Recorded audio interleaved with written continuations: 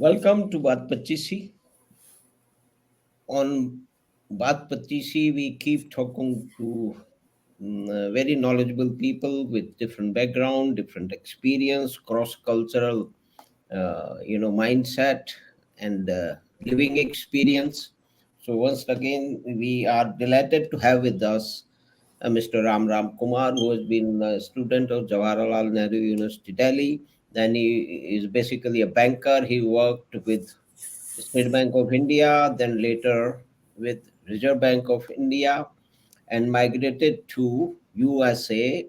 And there, by chance, he started working with Federal Reserve Board, Washington. So let's connect with Mr. Ram Kumar and try to understand that what has been his experience in working, switching or nationality from India to USA, and how has been his experience, how his experience of working with a bank was utilized by a very interesting coincidence. So let's connect with Mr. Ram Kumar. Mr. Ram Kumar ji, welcome, sir. Thanks. Nice to have you with us. Thank you, Mother Singh ji. Okay, so should I start now? Sure, sir. Please give a brief of of your experience in working in India and then switching to USA, working there, and how do you compare both the situations? Because that is very interesting for so many people. Yes, sir. Sure. Okay. Hmm. First, if you want me to start with India, my experience is the same as all of us in those times had. It is very bureaucratic. Getting any job was a big thing, and Hmm. getting a job in the those days, the private there was not much of private sector, so everybody wanted a government job. So you get into the UPSC or get into engineering and medical college, or get into one of the central recruitment like banks and insurance companies which had a national exam, for which was very difficult. All of these, the vacancies, the number of applicants to the number of vacancies, the ratio is probably 1 to 100, 1 to 1,000, or one more, even more than that. So State Bank of India, when I applied, during while I was still in JNU, I just took the exam. I really didn't think that I stood a chance because I never had an experience. So I just went and wrote the exam. For some reason, I was selected. I thought it has to be something genetic and something to my background. So, but not hard work. I didn't do any hard work at JNU to study for the bank exam. So probably a general upbringing and some genetics. I think I would really believe that. So I was selected as probationary officer, which was a big thing in those days. Of Uh, course. yeah. So then I was going. In fact, my intention was to write the UPSC because my brother was already in the IAS. He was posted in Assam, Hmm. Meghalaya. Hmm. So that's why I came to JNU to begin with. But then Hmm. since I got this, I didn't have the guts basically to say no, because I didn't have any background. We didn't have a lot of money, a family business, and of course my father wasn't alive. So I took it, and I was spent 2 years. I was posted in Bhopal Circle, like cadre, IAS as cadre. State Hmm. Bank had circles for probationary officers. I mean, Right. the administration, organization of State Bank of India is divided into circles. There's Hmm. Madras Circle in those days, and Yes. Hyderabad Circle. Yeah, you're aware of that. So I was Hmm. posted to Bhopal Circle. I didn't Hmm. want. I wasn't happy because I had been in Chennai and Delhi all my life, but Delhi just 2 years. So I was posted to Ujjain, which is a very small town. You know Ujjain, I'm sure. And, Yes. it is a nice town. There's nothing wrong with it. It's and everybody and I was, in fact, interestingly, I when I took a house, usually the probationers, when they vacate, on probation you are shifted around 4 or 5 times Yes. within 2 years.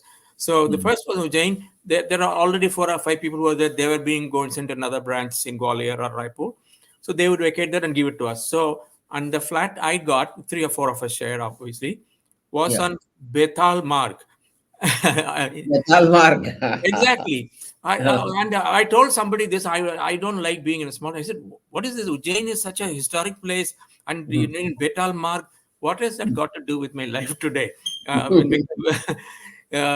anyway, it was a very very nice. It's one of the nicest town. People were nice. It was such a prosperous and they very agriculturally very rich. So Malwa region, I'm sure you know a lot more about it. Yeah, yeah. Everything was nice about it. But anyway, so for 2 years I was in State Bank. I wasn't happy being in Bhopal Circle because it is very difficult to get out, just like in the AS, to get out of that. Unless you became, after 20 years, you went to senior management, you stayed within the circle, regional manager, chief regional manager, and all that. So I tried to get out, and it so happened that I had written the Reserve Bank exam also.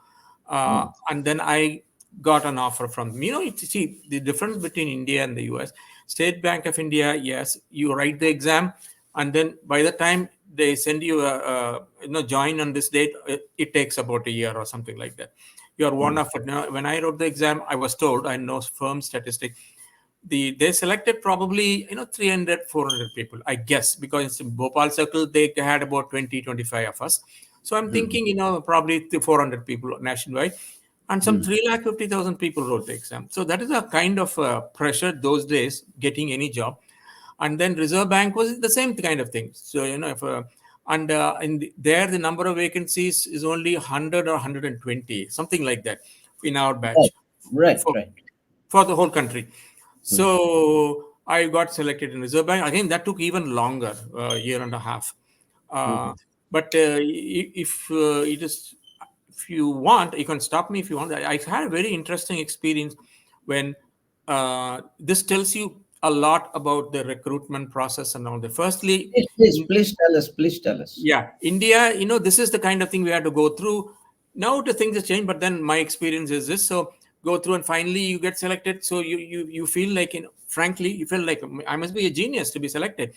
Or at least you think that, you feel good about yourself.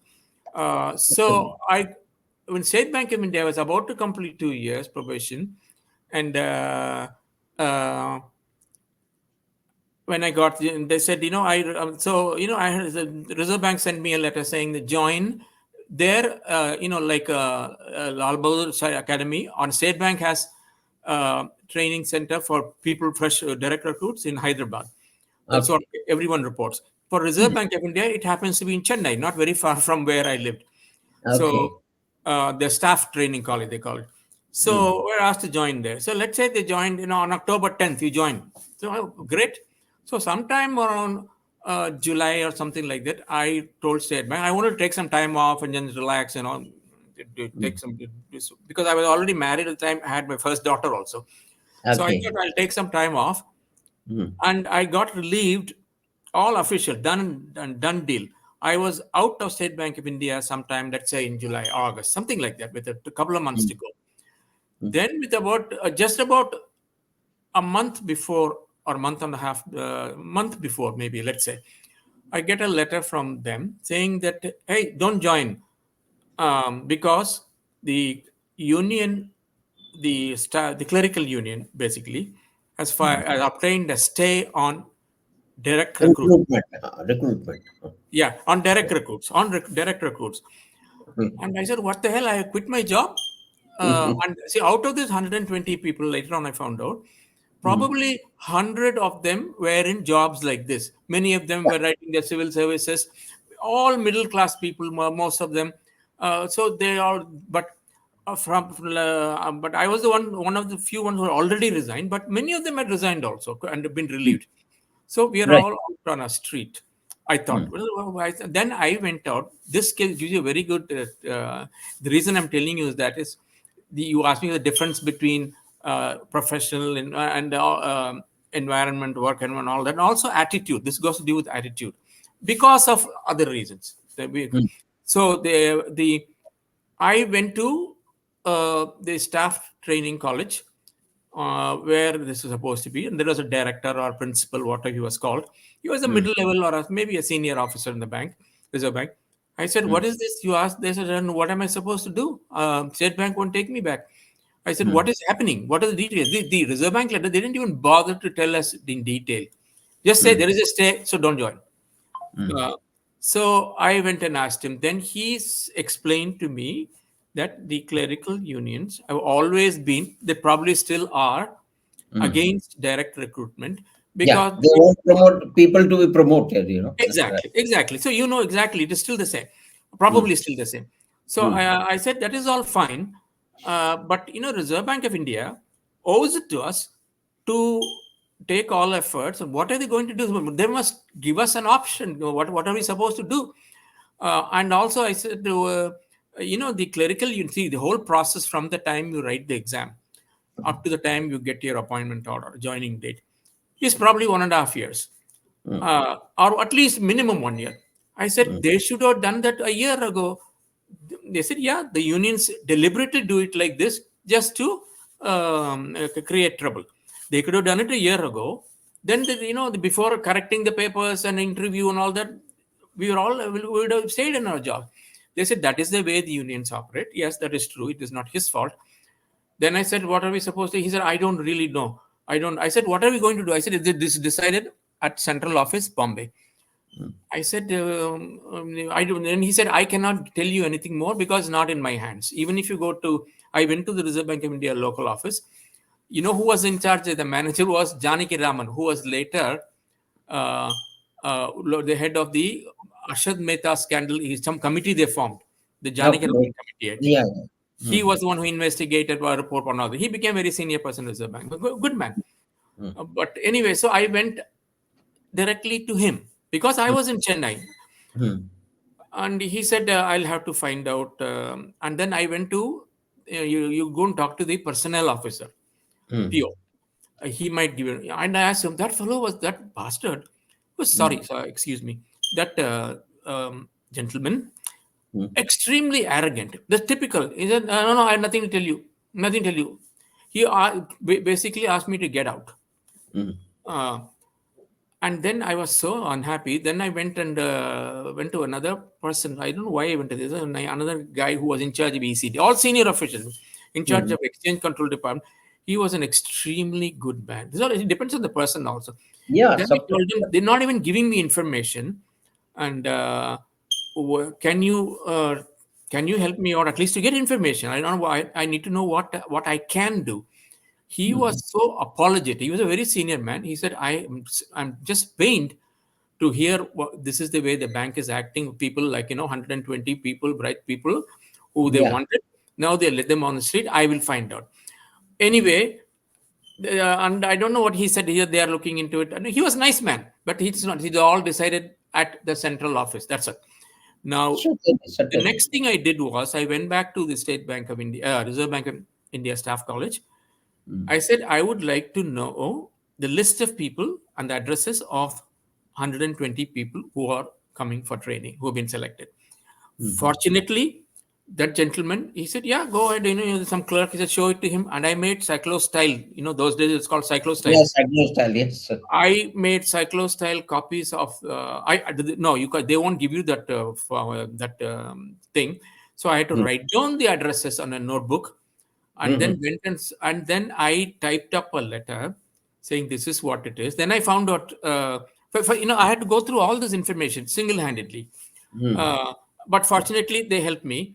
So, and I had these addresses, and then I went to my uncle, who was a lawyer, who was a management lawyer. He was in fact, he was one of the management panel lawyers for Reserve Bank and State Bank.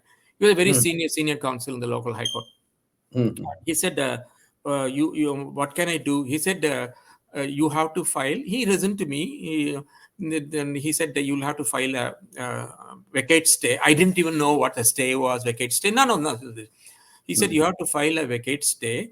Your case seems to be pretty straightforward. Reserve Bank should have filed a vacate stay immediately, because it makes no sense to stop the recruitment at the penultimate stage when people are about to join. Right. Uh, because the trial might take 6 months, it may take 2 years. So is it? Yeah, They yeah. should have done it anyway. You can file a vacation, implead yourself. All these terms I learned there, and he's assigned one of his juniors to say do it. And then another uncle of mine was in the appellate tribunal income tax, but basically a lawyer. He Mm. in fact appeared for me personally, but it was not necessary actually. Now what happened was I found out that this is what it is. The unions had done this deliberately, and the central office is not doing anything. So I wrote to all of them, saying to the 120 people, this is what it is. We have to engage a council to implead ourselves in this case. I have talked to this person who is a senior counsel. He didn't charge me anything. He's my uncle, but probably will incur some expenses, and we'll have to write to everybody and do all that and meet and all that. And I said, can each of you contribute 100 rupees? Okay. uh, because I am spending money and time and everything and meeting lawyers and all that. So I will follow up everything. And in fact, there are 3 or 4 people in Chennai also. I wrote to them also. Out of this 120, believe me, hardly 10 people were willing to contribute. They Yeah. thought So, they probably thought I was going to drink beer and have a nice party with this. yeah. No, that is the Indian attitude, I'm telling you. Is that? Even though they were all in the same boat as me, they were out of a job basically, for which they've been selected after a long, arduous process. So anyway, some of them sent me money. Some of them were very good. Some of them said, "Okay, we'll send you in a few days. Let us just think about it and all that." Anyway, so I got some money. And I didn't have a job, and I didn't have any money. My brothers were all, one brother was in the IS, but he was in Assam, and my brother and sister in the US. Yes, I was not starving. I could count on some support from them if I needed it. But anyway, so I was in a rented house in Chennai. So finally, nothing. So I pleaded myself in that case, not on behalf of all of them. A petition was filed by my lawyer that we are pleading ourselves, and this case we were asking for a vacate stay, but then the vacate stay was not heard when it came from us, because we are only pleading ourselves. We were not the original petitioners or the defendants. Reserve Bank of India was the defendant. Then nothing happened. So you know what I did? I went and met every single newspaper editor in Chennai, starting from Hindu, Express, Statesman, Tuklak. You know Tuklak? Cho Ramasamy. Yeah. Took a look at Yeah, Ramaswamy. Tuklak Yeah. and the Statesman, and there is something called Sunday Observer from Bombay, very good paper, but I think later died. Not the Sunday Observer, which is there now. And several other newspapers and magazines. I met each one of them, took this all the documents, say, hey, here what it is. You help us. You publicize it. They are not doing anything. Central Reserve Bank doesn't seem to give a shit about us. And Cho Ramaswamy, I met him personally. See, I'm not with any reference. I just walked into his office, and he pleasant to me. He said, "Yes, this is absolutely ridiculous. I will publish it." And he published it in the centerfold, and in a 2-page thing, saying the Reserve Bank India, whatever, this acting like this, they brought 120 bright people of our nation to the street. That is literally what he wrote in Tamil. And all the papers, Statesman, the Times of India, and all of them published it in the news. In Indian Express, actually, the editor was a guy called Said Naqvi. I don't know if the name is familiar to you. Saeed Naqvi. Yes. Yeah, Saeed Naqvi. and he was the editor then. And Javed Naqvi, Yeah. he writes very well. He's of course with the SFI and all that. That is different. He writes really well. He writes excellent English. He writes for the Dawn of Karachi. If you know, Yeah. Anyway, so Zahid Naqvi, and he was also very good. And especially if you say you're from JNU, that gives you an additional, some at least. Yeah. Certain. And then he looked at us. Yeah, he said I published it, and published it on the front page.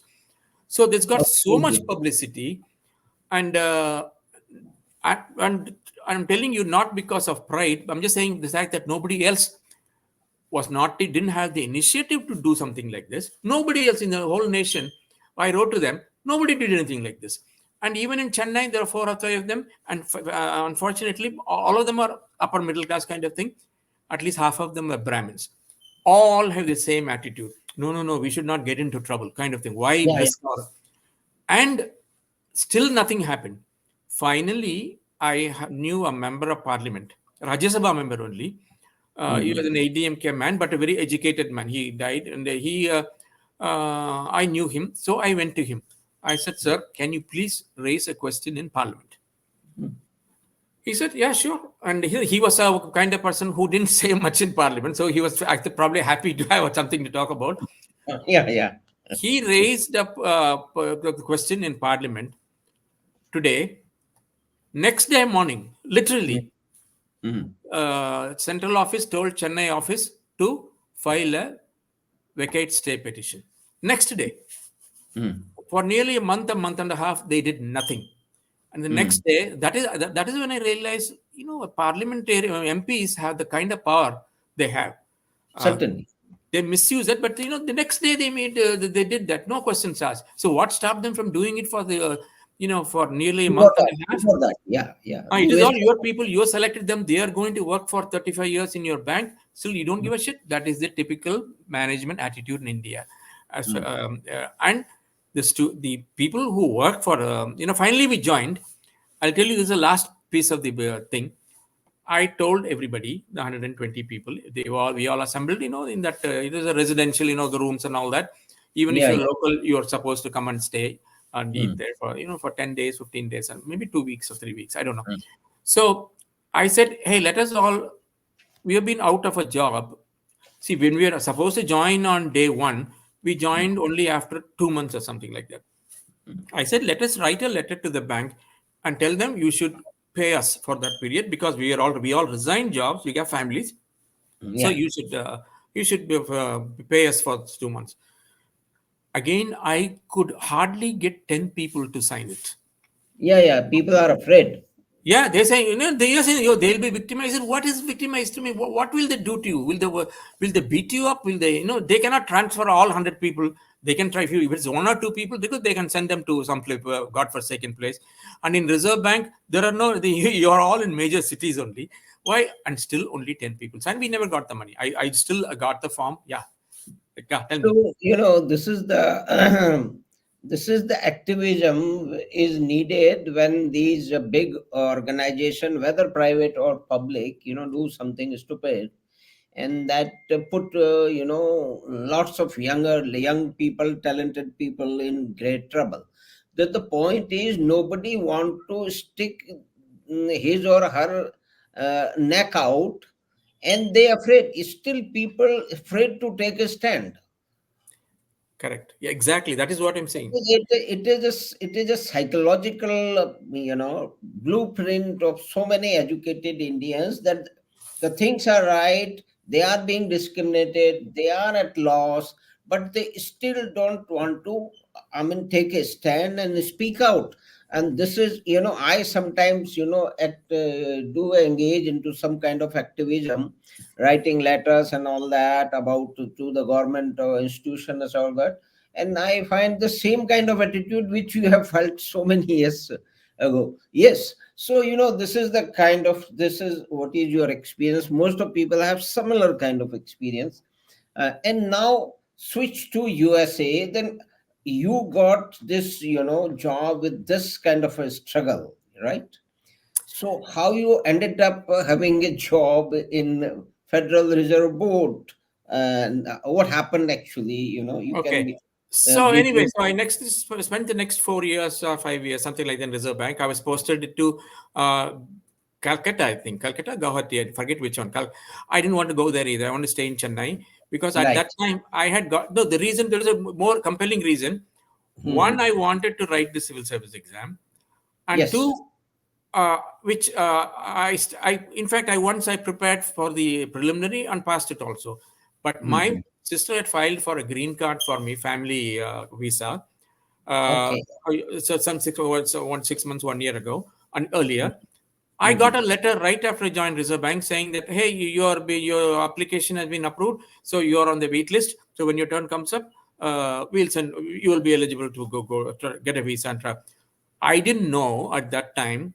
I thought that means in the next 6 months I'll be off to the US, and I wanted to go to the US. That is it. So I after the preliminary exam, which I was cleared, I didn't take the final exam and prepare because I thought in 6 months I'm going. Why bother? Have a good time until then, and go. And Right. I did not realize that it would take another 4 years for my wait list turn to come up. So, but anyway, By that time I had crossed 28 also. But see, but since I was going to the US, I lost interest in the civil service also. Right. um, I was always wanted to travel. And in fact, my brother used to tell me, you're better off going to the US, and obviously you're smart, you just State Bank is a bank, go and do something there. Yeah, he Mhm. said there's a lot of compromises you have to make in civil service, which is true, which is 100 times worse now. That was in Right. what is it, Right. 84. Anyway, so then I went to the US in 86, I think. And I'll tell you, I went directly. I had two children, a wife and two children were aged for 6 and 1 year old, something like that. So Mm. I took a big risk, but I took a only a leave of absence from Reserve Bank of India. I didn't resign Mhm. for 2 years for doing my MBA or something like that. I got some admission letter in some university, and they gave Mm. it to me. That's it. These are all possible in India. And so when I came here, I didn't know how to even apply for a job. I didn't know how to write a resume. Those days, not pre-computer days. Even if a resume, you have to type up a computer, and I didn't know how to type. I didn't have a computer, so it was very difficult. So initially, I went and stayed with my sister just for a month or month and a half, and it's very tough, with two children. She had three children. It's not easy. Yeah. So I Suppose. didn't blame her. Mm. So I shifted to my own apartment, really cheap apartment, and for 2 or 3 months, both me and my wife worked in McDonald's. You're talking about working in the kitchen. Yeah. Yes, I flipped burgers, so to speak, and the hamburgers, flipping. Yeah. um, my wife was at the counter because she was, a lady, and she was reasonably good looking and all that. She was put on the counter. I was not a good looking girl. I was a middle Indian guy. So they put me in the back in flipping burgers. And but they promised, after 6 months, we'll try to put you in the fry machine. And at that time, Madhav Singh ji, the minimum wage Mm. was $3.35 an hour. Mhm. Now in Washington state, I think it's 15 or 18. Everywhere it's over 12, 15, something like that. And Yeah. the lady the young, she's actually a girl who hired me at McDonald's. She said, "Oh, so I see you got a good experience with State Bank, with banks and all that. And this is for flipping burgers, right? But Mm. since you got so much experience, I'm going to Mm. pay you $3.60, not $3.35." I said, "Oh, Okay. wow, okay, I'm going to get rich." Anyway, so I did it for 2 months. Then both of us did it for 2, 3 months.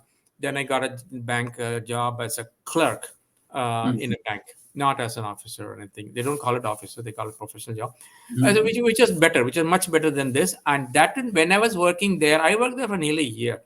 When Mm. I met that girl, I told you recounted that she was working for the Federal Reserve.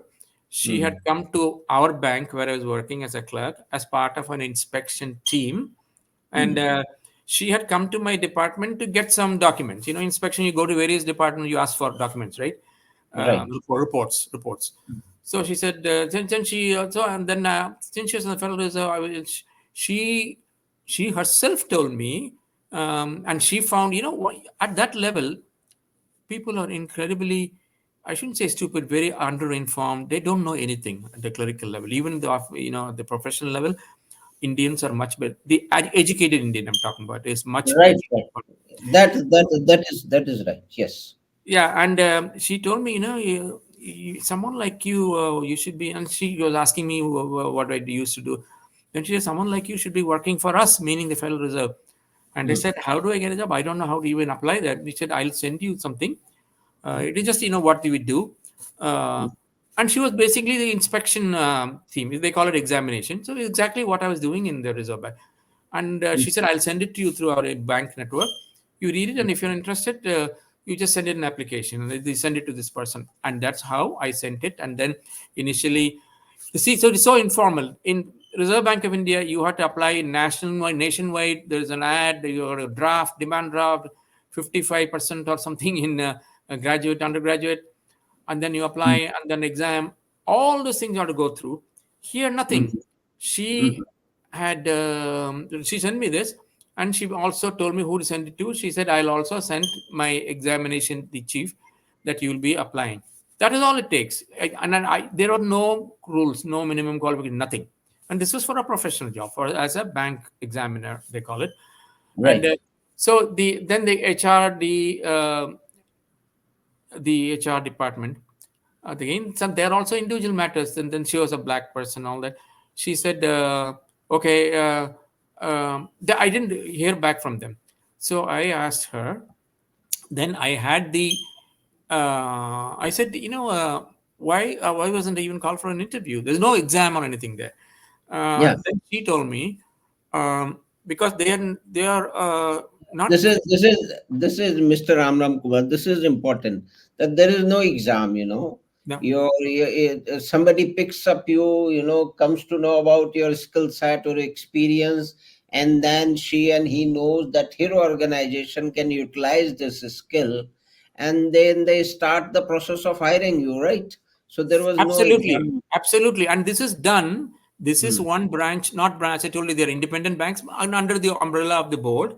This is Yeah. Federal Reserve Bank of Richmond. Everything is done locally. From the president, president is hired by the board, but then he hires everybody up to the chowkidar. He hires, and in the Oh, department examining our department is called Department of Bank Supervision, doing the examination inspections, and they did their own recruitment. They hired if they needed 20 bank examiners. They hired our 20, no reference to anybody else. And the important thing is not only you said that they meet Madhav Singh, and he seems to be a good qualified. He seems smart. Come and talk to us. I'm convinced the chief, the head of the department is convinced we'll hire you. At the same time, they had a 2 week initial, what do you call it, orientation course, something like that. There are right. 4 or 5 of us. Hmm. If then they'll go through a lot of exercises, banking and accounting and all kinds of tests. If they find that you're not up to it, on the 15th day they tell you, I don't think you can do this job, go home.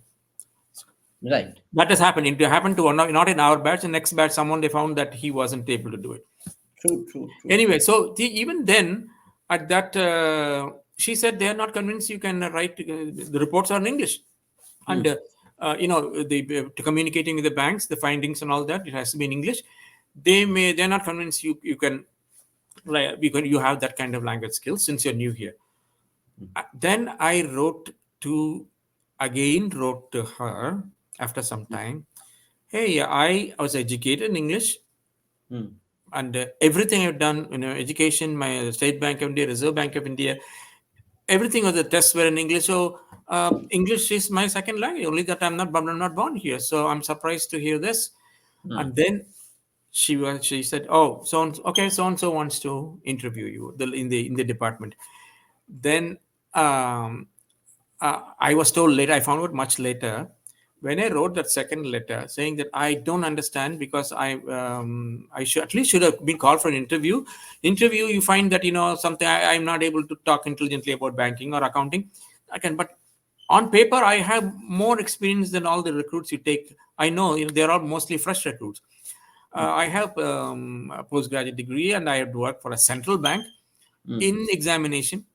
I'm surprised. Then they told me that she thought as a kind of that I would file a case against them. Hmm. They thought I was threatening them with a legal action, which I Hmm. wasn't. I didn't even have any idea that is possible. Now I Hmm. know it is possible, but that is Yeah. not intention. I sincerely said, "Why aren't you calling me?" That, but anyway. So finally, some guy hired me again. It was this guy had spoke to me for exactly 5 minutes, asking me about banking. I started saying, "Hey, what do you do when you go on an inspection? What are all the things you look at?" I said, assets, liabilities. Within 3 minutes, he said, "Okay, you convinced me you know banking. But you don't have an accounting course. So I suggest you just enroll in an accounting course, just a one in the university, part-time accounting course, because on paper it looks good. So you do that." I enrolled for an accounting course and I ended up getting an A on it. But before he sent out and after a month or so, I got the call that we are making you this offer. He told me later that I said I had not finished my accounting course. He said, "No, but I spoke to your professor Hmm. in the university. He said you will definitely get in there. He spoke very well of you." See, that is the kind of thing that is all if the individual is convinced There are no rules, strict rules, so in triplicate signed by a gazetted officer, nothing like that. Yeah, tell me. So this is the basic thing that in America, a new migrant from other country with a considerable experience in whatever he is being offered or looked at is able to get. It doesn't have to go through that bureaucratic process. And what is the purpose of this bureaucratic process? That everything, there should be no favoritism. What is the basic purpose? And the able and skilled people must be hired and all India level, and then there are quotas and all those things. But ultimately, I mean, we have a very, very inefficient, opaque, and oppressive, and also arrogant, the hierarchy in the government sector, and sometimes in private as well. So this is the basic, what differentiates America, that whenever a person lands up there, whether he can cook chicken or he can, cook well, whatever he can, or he is an engineer or a financial expert or a banker like you, his skill will be utilized. And India, we have a history of underutilizing or totally demotivating for so many things, the kind of culture we had. So that has been a very, very interesting, you told about your experience getting a banker's job in India, how difficult it is, then one bank to the Reserve Bank, and then, you are being picked up from a restaurant. This is very incredible. It doesn't happen in India. It wasn't in a restaurant, Oh, it was within a bank, though. and, But the restaurant theme, I like the theme, but it is. yeah. This doesn't happen in India, because everything has to be in a controlled bureaucratic fashion. So now we switch the subject to, very interesting times. We have very conflicting and times.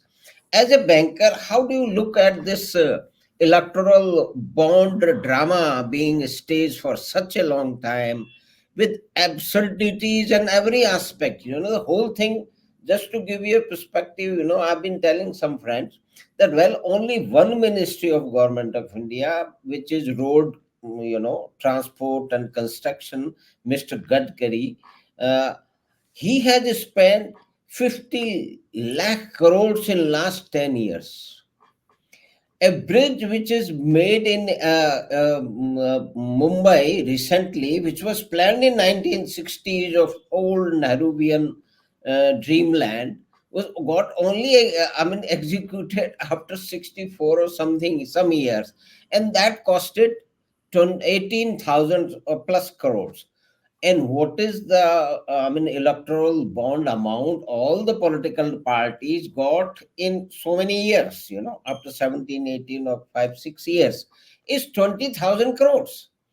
And not one political party has got it all across. The TMC has got the second number of account, and also the Congress. So what is this all hallagulla about? How do you, as a banker, how do you look at it?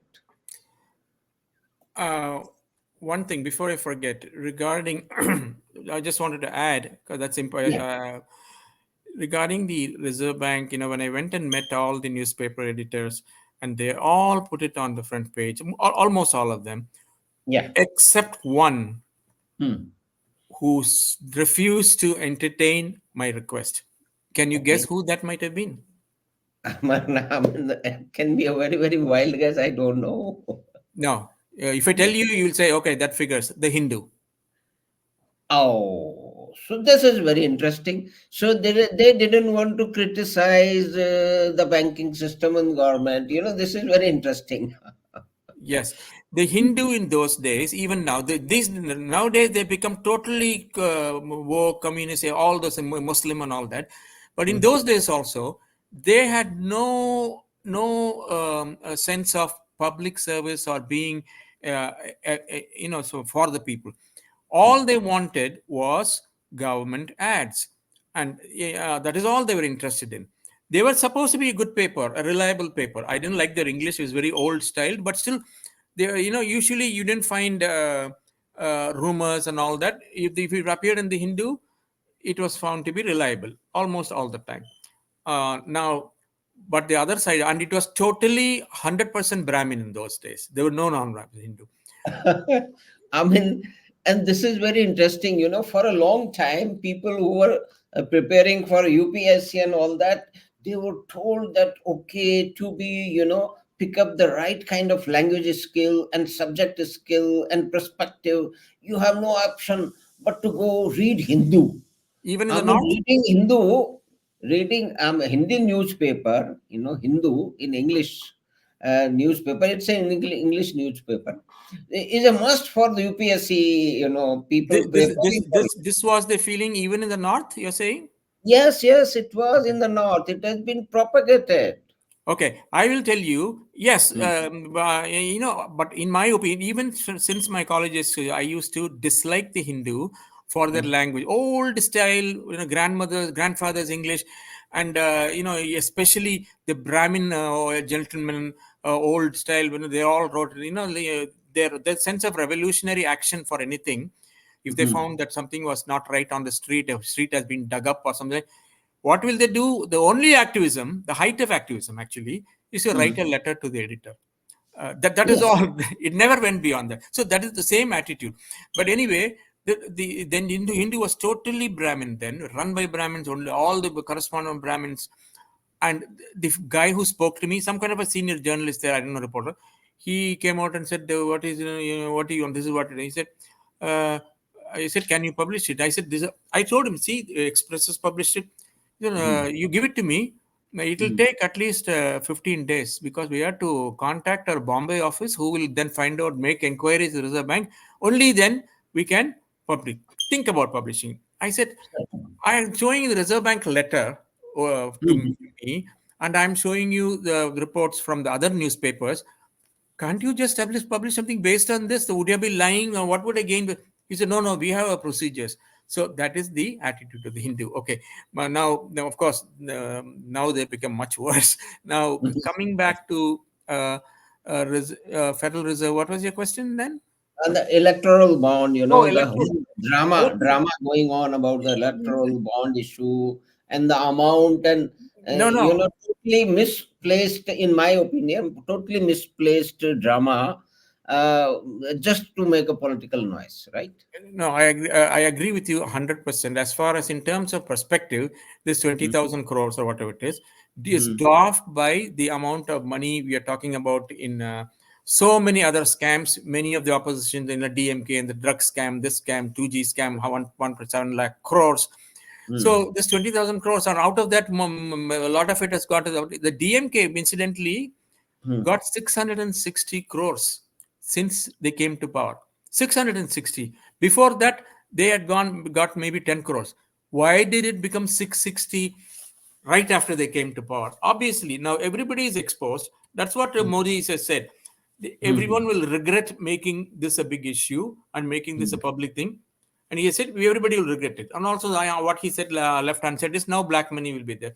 But as far as what I think, yes, it is blown out of perspective. I think you had mentioned that in one on your Facebook page also a long time ago. Mm-hmm. It is, Yeah. but then they have, I think, they were the fact that the opposition and the Mm-hmm. Supreme Court, the Modi government has given a handle or given a chance for them to say, to paint the Modi government in poor light.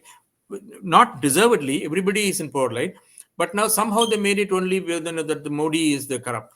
Now they should have designed it better, I think. I Certainly. don't know how, but yes, the intention to prevent black money being track black money or track money which is being given to political parties rather than being in all black is a good thing. But then the Mm-hmm. fact that they had a tracking system, but then said, we are going to keep it secret. The government Yeah. will that is the problem. Either you don't have tracking, and I disagree with you. And you said, I think I disagree. I'll tell you. You said once you start tracking, it is not possible not to track who buys funds and not to have a audit trail. Now, I don't know. Tell me if I'm wrong. There used to be something called bearer bonds. long time ago. Long time ago. Yeah, those were different. What? This is this different No, thing. what were the bearer bonds? The bearer months were, I'm not remembering the whole thing. You can buy in some government securities, but bond, but the uh, maybe use of the money, no question asked. I mean, I don't remember the whole thing, but definitely there were schemes to normalize the black money by paying a lump sum amount, 20%, 30%. You come, said, okay, I have this 10 crores, you pay 3 No, that is crores, there. it becomes white. But Yeah. here the people, the have so much of misplaced priorities or misconception that they are against EVM, which they say hacking. I said, and I'm surprised that even engineers, educated engineers, peddle this kind of nonsense, including a well-known chief minister and his ministers. Then I told them that so many journalists also, Manka, well, to be hacked, you need to have an internet connection, and this machine has less capabilities than a calculator. It can only add numbers. It has no internet capabilities, so how it can be bloody well hacked? But nobody listens, this kind of gossiping. So same thing has started with the electoral bonds. So we Okay. have The the two last. Yeah. purpose. The last thing I want to say, just because okay, I don't know much for the whole thing about it, but I'm just thinking aloud. Tell me what you think. What I was thinking when I saw the whole thing was the government should have said anybody can come and buy electoral bonds. Now, you don't want them to use black money. So you want them to, who bought them. So Madhav Singh comes with, writes a check for 1 crore or 10 crores and or gives cash. Your details are there. So he will not risk paying with black money. So now that is there. So once, and then in return, Madhav Singh will get a bond, a bearer electoral bond, let's call it that, which if they made it possible that anybody can go and cash it without the bearer is basically that's what it meant. I thought that's my memory of it. They're not going to ask any questions. Whoever bearer, I mean, whoever has it in hand can go and get cash in return. No, So no, in this electoral. give me 1 second, Madhav Singh ji. So if Okay. that had been the case, then if they had given it to, see, if Madhav Singh wanted to give it to Modi, BJP, he could have gone to the BJP office and given it. Here is 1 crore. This is my economy. Then I want this license. The same thing. I'm just for argument's sake. You could have done the same thing. You could have sought a favor from BJP by giving this bearer bond, and they can go and just go to the bank and cash it without putting it into a bank account. So nobody will know. The system will be tracking, will be limited to the fact that these people bought it. It won't know who got it. The Madhav Singh could have given it to Ram Kumar, or he could have given it to the BJP office. Anyway, now tell me. No, the point is that here these electoral bonds can only be encashed into the banking account of the recognized, notified political parties. You and me cannot, encash it. But definitely, in a bank, every instrument has to have some identification number for their accounting purpose or whatever. Those numbers were there, but they are not visible to naked eyes. But through some lighting measures, journalists got to know. Somebody from bank must have told them.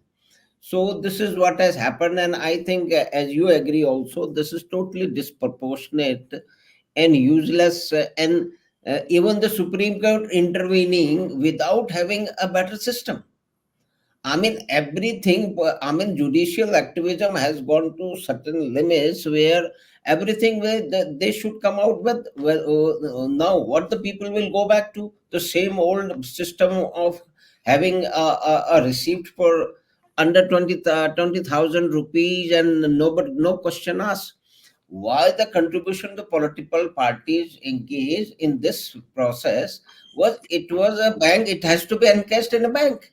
The previously I collect 1 crore for my political party. I keep 30 crore, 30 lakhs to myself, and I go and hand over 70 to you. Suppose you are my political boss, and then you also keep 30%, and 40% maybe or even lesser or higher ends up in the political party. So this was the old system, and they tried to, no system is foolproof, but they made a mockery out of, without perspective, without any relevance. So this was very interesting to know Branker's Yes, one perspective. question for you, or this is my last thing. I'm still, Yes. what I'm saying is, yes, let's say, take same example. Madhav Singh goes to the bank and says, I am going to buy a bearer bond. We'll Hmm. call it an electoral bearer bond. We'll just Electoral name bond. it. So they know that Madhav Singh bought it. So Madhav Singh better use only white money, because that can be traced to Madhav It Singh. was a bank transaction, you buy Right. Now, buy what? by No, bank no. What I'm transaction. yes. Now, if the see, what is the bottom line? The whole point of the electoral bonds, in my understanding, is to limit or attempt to eradicate Black money. black money in politics, right? In Right. politics, especially, black Hmm. money is number one, and then in political for politics for political party. Now, when Madhav Singh, in my example, goes and buys 1 crore, there's no black money. So the black money part of it is gone. But then once you get the bearer bond, and you some like you 100 people can go and buy it, they're all white money. The black money influence is gone. Now you're saying now it has to be deposited in the account of a political party. Political. That is the weakness. What I'm thinking, I don't know what is the problem with that. No, the black money problem, the underlying problem is eradicated by, because it's all white money, accounted money. Then it Certainly. is given to political party. If let's 100 of the 100 people who bought it, let 50 people or 90 people give it to the BJP. They're going to, so the BJP can send a chowkidar from their office and go to the bank and say, here I got 90 bearer bonds, something like that. Give me 90 crores. The whole point of the bearer bond, in my memory, I may be wrong, it's a long time, is that when you take that money, the bearer bond to the bank, no questions asked. The bearer just bearing it, that means he has it in hand. Yeah, that used to be system, but maybe the objectives of the removal of black money might not be, addressed in this way. How? So this is my opinion. So Yeah. because now the account is, it is for electoral, it's a question of political funding of the political parties. Previously it was, it is still is black money is involved. It is not that through the bearer bound the black money operations and elections by candidates and party has stopped completely. No, it has not, because people, whatever limits they have for electoral spending, they people, spend 10, 20, or sometimes even 50 times more for whatever reasons, for getting some electoral benefits after when they are in power. So this is the main objective. So now can we shift to the Yeah. politics of South India, and what you have been hearing? Sure. South India, I mean, Tamil Nadu, I think you Tamil, mean Tamil Tamil Nadu. Nadu. Yeah. Well, I was talking to a JNU person who is a lawyer in Delhi. Mhm. He's in Mhm. central government, some senior, I don't know what his title is. 2 days ago, for something reason, other reason, then we were talked about this. He, and I think many North Indians, I don't know Mhm. about you, I'm not assuming it, but I'm Mhm. thinking that many North Indians have a very rosy opinion about the BJP's chances. Now, let me ask you a quick question first. What do you think the BJP, how many seats the BJP alliance will get in Tamil Nadu? What is just your opinion? Just Yeah, this is my opinion is surely based on, certain journalists who have gone there, and certain South Indian channels also, uh, that I have been watching sometimes, uh, is that they might get Uh, Even the Annamalai has said that he will get a 20% plus vote share, number one, and then they will have. He has claimed that I will have two digit, out of 38, maybe 2 minutes, it may be 10, 20, or some people say that they can five, 6. And then extreme cases where, since as we have discussed last time, the alternative is visible, and people must have been, so many educated people must have been bored of this family controlled political enterprises.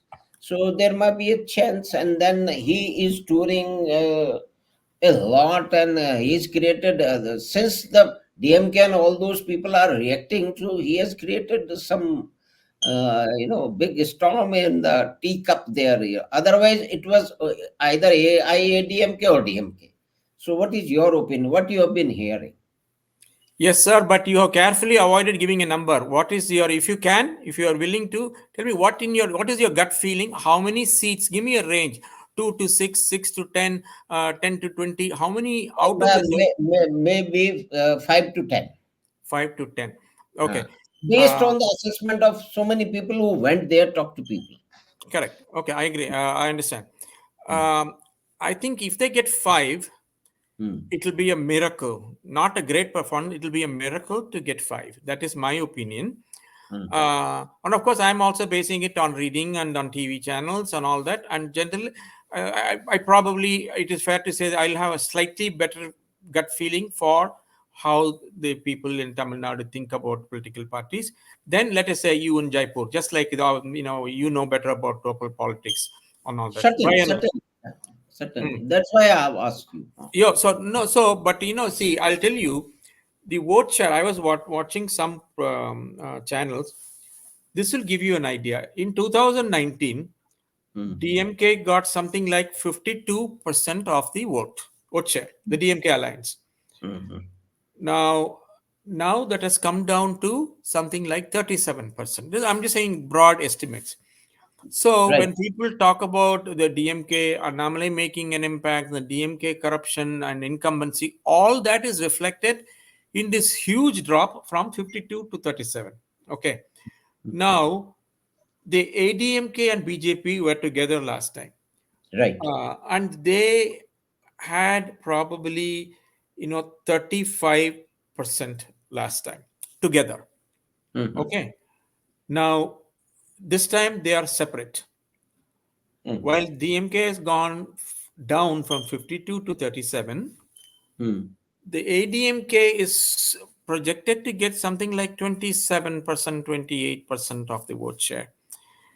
And the BJP is supposed to get something between 20 and 23% of the Right. vote. Right. These are the high estimates. Well, these are not the These are the lowest. highest. Okay, Certainly, these are the highest numbers. right. Now, that being the case, and how will the BJP win even one seat? Because if they get 27 the vote share is 27, they need at least 32 or 33 to come anywhere close to the DMK. The DMK 37 might fall to 32, 30 in some constituencies. That's possible in a strong, like with Annamalai's constituency, where he's campaigning really hard. But then the DMK might come down to 32, but still Annamalai has to go to 33 or 34. Now, that is a huge ask considering last time the BJP's, just the BJP, not the combined BJP DMK, which was 35, the BJP's vote share was widely estimated to be around only 7 to 8%. Now, the BJP on its own now to go from 8 to 30 plus is absolutely a mountain to climb. So if Certainly. it happens, it will be a miracle. It may in one or two constituencies. That also, I think, is very highly unlikely because all the projections that I am seeing on some channels I know are generally reliable. They are all projecting 39 out of 39 for the DMK with precisely this calculation. and That's right.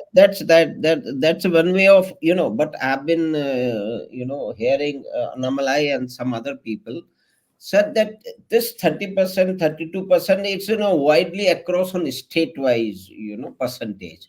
But there are pockets, and then said they are falling back on it will not be across the whole state, but located into certain pockets in the city constituencies where they have been able to make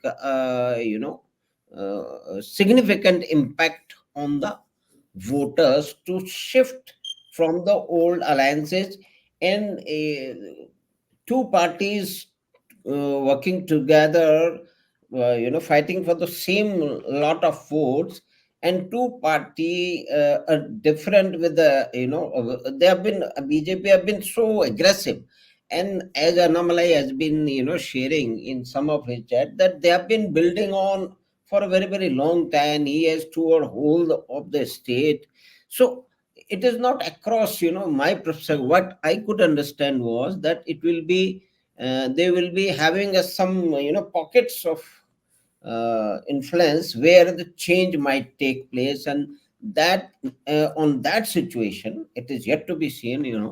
And the surprises may be there, because last time all the predictions about having in Chhattisgarh was totally different. They said it will be a cakewalk for the Congress, but the only one person, again from South India, Shri Ayer's, he comes with Shri Ayer's podcast. He is basically a finance person like you, and he P gurus. three gurus. Yes, yes, sir. So that young man, there's a young person who went there, and then he talked to people, and then he came to know that the RSS, their core or mother organization, has been active. Vanvasi Kalyan, what they have done is basically they have been stopping the conversion going on by inducement of money or schooling or medical education. So they established a parallel system to stop people going for these inducement and conversion. That made a difference. But generally, everybody from Delhi, everybody national media, they said that it's a done deal. There is nothing. But the change happened. But it is to be seen on the 4th of June. Because there are so many things we don't know, and we don't know what is the happening. But this is how you and me get information about this. Okay, let me add something to that. See, Hmm. yes, the Chhattisgarh, and also BJP went from 4 seats to 300 seats. All those things happen, but in Yes, sir. Tamil Nadu, see, I'm not going to compare it with Chhattisgarh because I don't know anything about that. Just Hmm. because something unexpected happened in Chhattisgarh, we cannot say it can happen here. Yes, theoretically anything can happen. And Certainly, Tamil sir, I Nadu, agree with in Tamil you. Nadu, by the way, P Guru's he is doing some good work, but I don't like him much. I think he is just too simple, too much of a Sangi fanboy, which is fine. I'm also a supporter of BJP, but Yes, sir. he will just Agree. give you he will just give you the good news. Hmm. But you know, in see some this guy, lawyer I was talking about 2 days ago. He said, from all the channels I see Modi getting huge crowds, and there are crowds everywhere on the motorcade and all. See, all what you're seeing, and I'm seeing here too, Modi in cities, the urban educated, and even in the district, in the urban centers, not even the Hmm. hinterland. Certainly. So in the hinterland, things take a long time to change. All they know all their lives, they are older people, they are less educated people, and most of the votes are there. And I, I, I agree. I they agree. all they know all their life. The difference between Tamil Nadu is two parties have ruled the roost for 55 years. So all they know is blind rising sun for the DMK, or Yes. blind Jayalalitha two leaf symbol, MGR Jayalalitha. And I've seen so Hmm. many interviews. The old people, uneducated. They say, no, lifelong. Whatever happens, I'll vote only for two leaves. Whatever happens, I'll vote for only Karunanidhi's party. That mindset is very difficult to change. Even though I was looking at some statistics, for in many constituencies, I agree with you. This the 27%, 20 for the 24%, whatever it is for the BJP, might be for the state as a whole.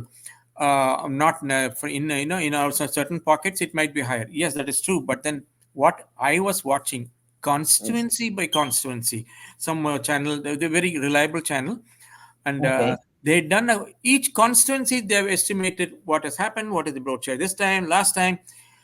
Even in that thing, there is no constituency, not one, where the BJP vote share is estimated to be about 30%. 25, 26 is the highest they are coming to. In some in places only 17%, 18%.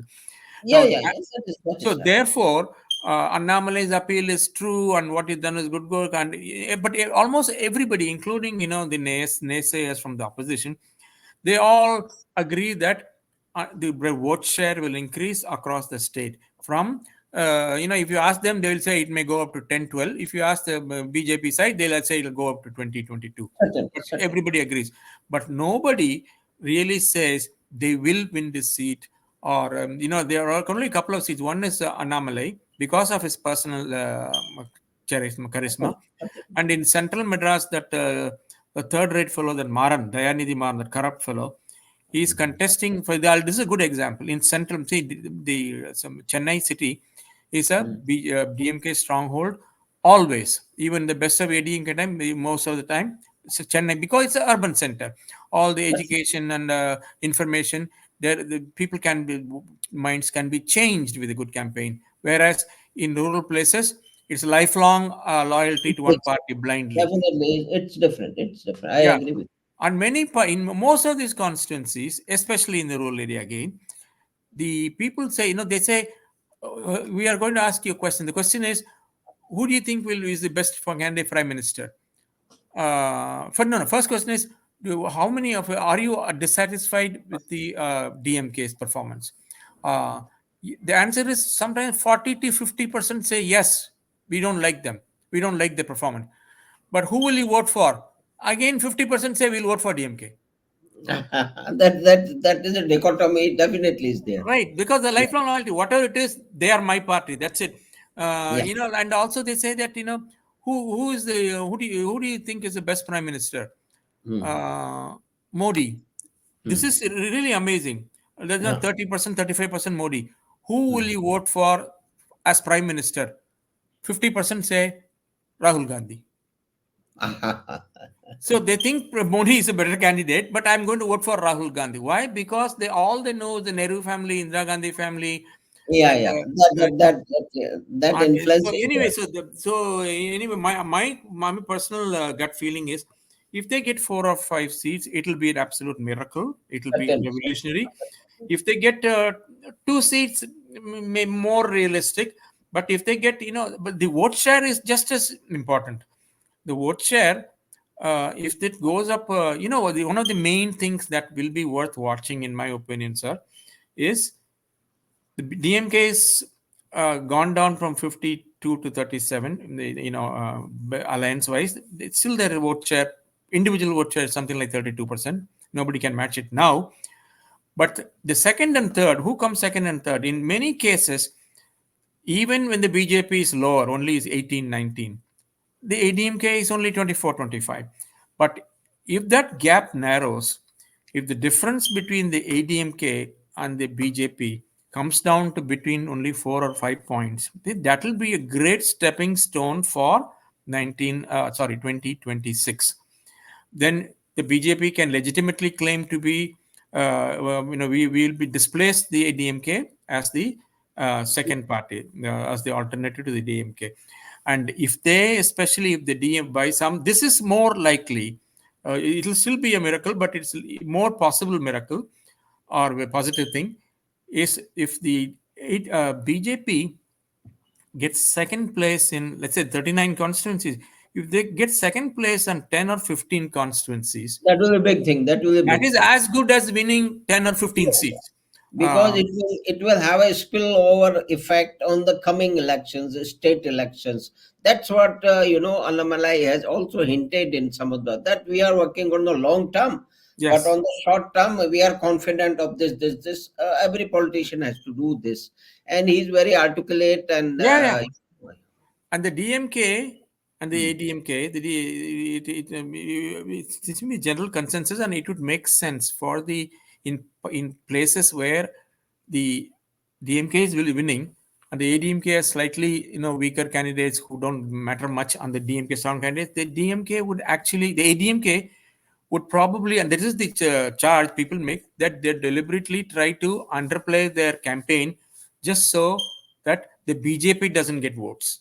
They will try to, they know they are going to lose, they're not going to win, because the DMK, they strike a bargain with the DMK. We will not we will try to help you even though we have candidates, because for the simple reason that they still have 2 years to go, and almost all the ADMK ministers have local vigilance cases against them. That is the first That's thing they so do. that is a They thing they have can not negotiate with. acted upon it until now. Huh? Yeah, Sorry? these things are possible. This is Yeah. this is a background. The Yeah, and so alliances. they are not acted on it now for the simple reason that they say for this is for kind of the electoral bargaining. So Yeah, you take it easy, don't campaign too hard, don't get a BJP, and it suits the ADMK also because their ministers don't go to jail, and also yeah, the BJP doesn't get a foothold. They still do. So yeah, all these yeah. things are at work anyway. That is my Then uh, that's just very right, I and I just agree with you. And okay. but still, Hmm. 1.5 month plus to go for the results, and so many things will be happening. The first voting is on 19th in Jaipur. We are also voting on 19th April, the When first is your day. 19th, 19th, 19th April, 19th April, your voting is on 19th 19th April. Yeah, yeah, Jaipur? yeah, yeah. When is your voting? When is Third voting in day from Jaipur? now, 19th April. Oh, that is the same as Chennai. Okay, Yeah, yeah, maybe, yeah. So the first okay. first Just first round of. yeah, just couple of things I wanted to tell you, just out of academic Yes, interest. please, See, please, in the sir. rural areas, the my father was in politics. Okay, in Yes, 1967 was the first time he lost, when everybody lost. He entered the Lok Sabha.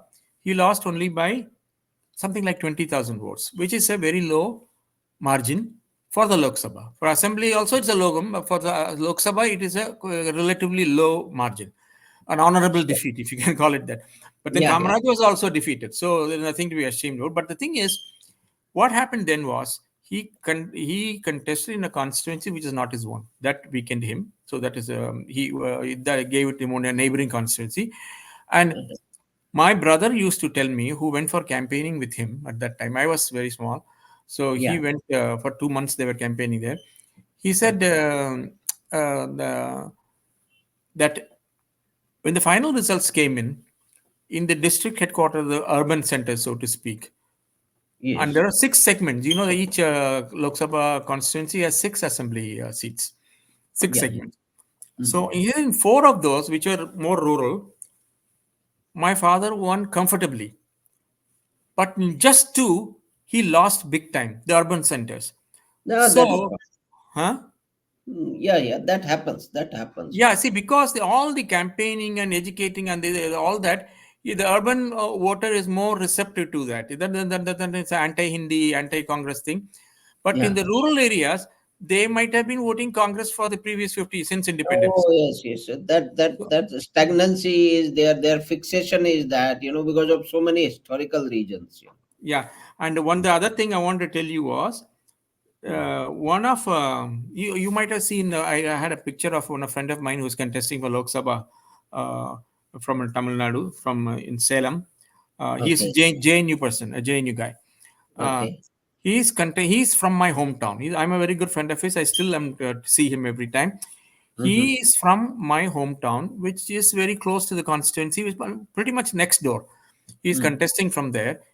Mm-hmm. He was in JNU at the time I was there, and then he became an MLA, a minister, and an MP. He was with the ADMK. Now he's with the DMK, and all that. It's a long history. Mm-hmm. Now, in fact, last time I met him, when last year I went there, I went to his house in Tiruchengood, my hometown. He and his father and my father, when my father was he used to tell me that my father used to campaign with your father. He has told me a lot of stories and all that. So we go to a long time. And this way he was telling me, we're just discussing generally. He said, you don't, people don't understand the impact we have by meeting villagers, simple villagers in hamlet, little hamlets. Just Yes. give them a dhoti and a sari, right? Which is for you and me, it's not a big thing. What the hell? But he said, though they remember that, 2 years later, they still think, oh, he gave me a dhoti and sari. They are so simple, so poor. That buys their loyalty.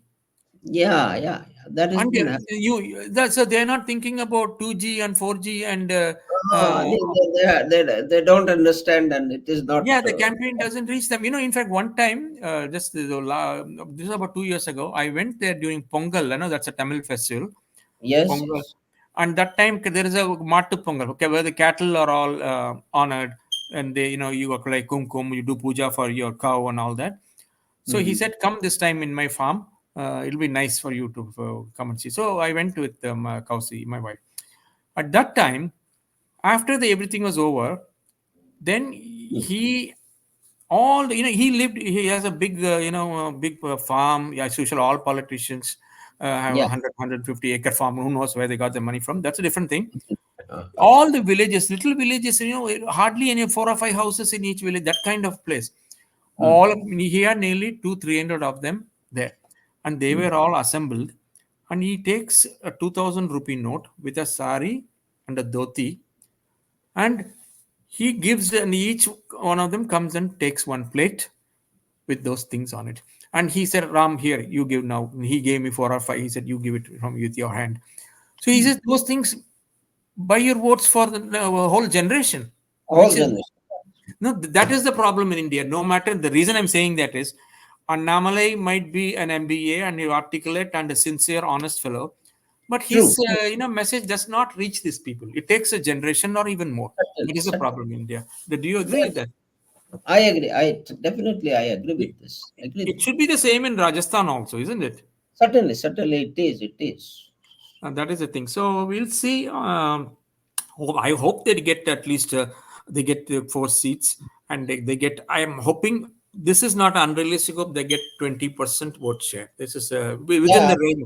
Huh? Let us see. The change has to happen, and the dynastic politics has done a tremendous amount of damage to everything around us for such a long time, and maybe the things are changing, and let's hope and let's see what happens. We keep our fingers crossed, and but let's be optimistic. So thank you very much, Mr. Ram Kumar. It has been pleasure talking to you. You have shared so many anecdotes from your personal life, working with RBI and then Federal Reserve in USA, and commenting upon the electoral modern politics, particularly in your state of Tamil Nadu. So thank you very much, sir. It has been nice, and it is always a pleasure talking to you. Thank you very Same much. here. I enjoy talking to you also. And I was because Kausi, she called me a little earlier from she's at work. She said, "What time will you finish? I'll come after you finish, so that I don't disturb you." I said, "You can come if you won't disturb me. We'll just on computer." And she, and what do you talk about for an hour and a half or an hour? I said, it is just that, just like meeting friends. When we go meet old friends, go to Chennai, meet old friends, you talk. Now it gives an opportunity for us to understand. Even though I've never met him in person, we share some Yeah, common interests, and we can communicate. So it's a great thing. It's just like chatting. That's all. It doesn't mean that no, we are going to be right. on BBC or CNN or anything.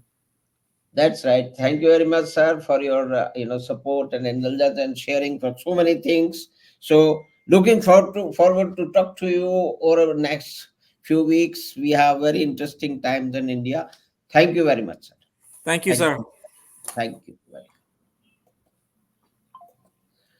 So we had a wide-ranging discussion with Mr. Ram Ram Kumar from Seattle, USA, about his working experience with State Bank of India, RBI, and later in Federal Reserve USA, and what is electoral his perspective about the electoral bond as a politically conscious person and banker, and the possibilities of politics going on, maybe of change and possibility of Annamalai in Tamil Nadu. We have hope that we have liked the program, so kindly subscribe and the channel and like the program and also make a comment. So thank you very much. We will be looking forward to see you again. Thank you.